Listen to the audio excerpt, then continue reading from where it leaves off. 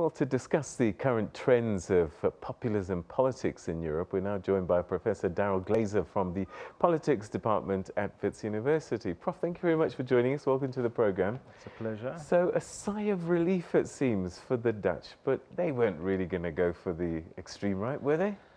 Well, in the normal course of things, they wouldn't, but we've had the shock result of the British Brexit referendum, and then we had the shock result of Donald Trump winning first the Republican primaries and then the presidential election. So a lot of people who felt in the past that they could confidently predict one thing or another are being very cautious now.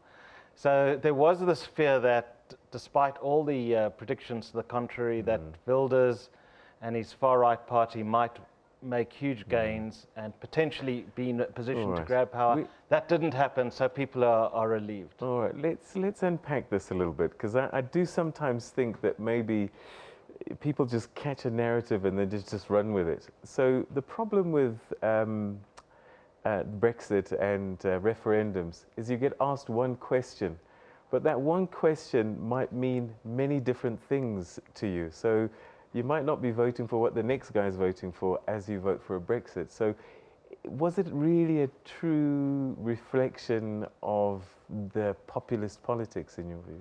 There do seem to be some things in common between these different phenomena. For example, in Britain with Brexit, Trump in the United States, to an extent in Netherlands, you've got the frustrations of a white working class that has experienced stagnating living standards, or that is finding it difficult to adjust to mass migration across borders, which is increasingly alienated from the traditional elites of the country, the established party elites. So there do seem to be certain things in common. But you're quite right that you know in all of these cases you'll find some strange alliances and mixtures of people. Let's go back to the US, because you brought it up. The fact is, Hillary Clinton won the popular vote by 3 million votes. So that the majority of Americans voted against Donald Trump. So is it also overstretching the idea that suddenly this populist guy, you know, won, or was it a technical knockout because of the collegiate system? Well, I mean, a couple of things are worth noting here. Yes, you're absolutely right that an establishment candidate, Hillary Clinton, won the popular vote very substantially.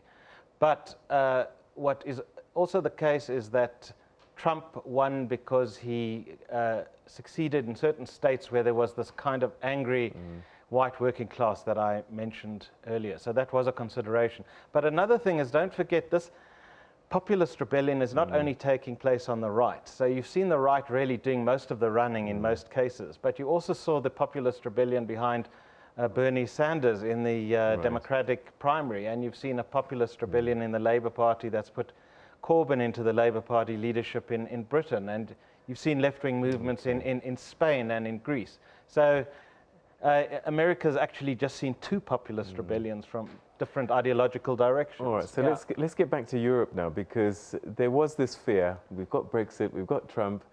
The Netherlands was almost kind of like a litmus test of what's going to happen. Is there going to be a contagion across Europe? So Marine Le Pen in France was getting a little bit excited. Do you think that maybe the French now might think, hang on, let's get with the program now? Or is there still a fear that France could go the way of the populists? Again, in a rational world, in a world where politics is behaving normally, you wouldn't expect Marine Le Pen to win. Most people expect that she's going to succeed in getting into the second round of the French election, but then everyone's going to gang up against her in the second round and she's not going to win. That is still by far the most likely outcome, and is perhaps a little bit more likely after the Netherlands precedent. But again, as I said earlier, we're in times of such uncertainty and change and destabilization of the familiar coordinates of liberal democracy, that everybody's just uncertain, and no one's wanting to say with absolute confidence it's not going to happen. So Britain is going to have another test, as it were. They've got local government elections coming up, and they're slightly different, I guess, but do you think that we might be able to read a bit more into this? Because maybe there's buyer's remorse for those Brexiteers. Well, so far, actually, despite claims about buyer's remorse, the polls aren't showing that the British are regretting Brexit. But of course, they're now facing a potentially huge shock in the form of a Scottish referendum vote. The Prime Minister of Britain is telling the Scots they can't have their referendum yet, but the fact that Britain is going for the so-called hard Brexit has alienated people in Scotland and possibly makes a breakup of the United Kingdom more likely. If that were to happen, I think there would be quite a lot of buyer's remorse. All right, so it's really difficult. Last question. What do you think is happening in Europe generally going forward now? Are we seeing a shift? Is there populism left and right? There's disappointment with the way in which liberal democracy and global capitalism are playing out at the moment. So I think a lot of people are reeling from some combination of economic stagnation, cultural changes that people are finding it difficult to adjust to, and then the whole phenomenon of mass migration. You know, in the United States from Mexico, and of course Europe's recently been under pressure as a result of mass migration from conflicts in the Middle East. I think these different kinds of external and internal shocks have come together to produce a populist movement.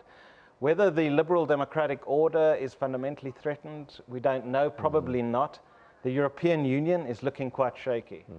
Okay, interesting. Thank you so much for giving us your insights, and let's see what happens. I mean, France could be an interesting story. Exactly. And could set off the cat amongst the pigeons if it goes Marine Le Pen's way. Thanks so much for your insights, Prof. Glaser. It's a pleasure.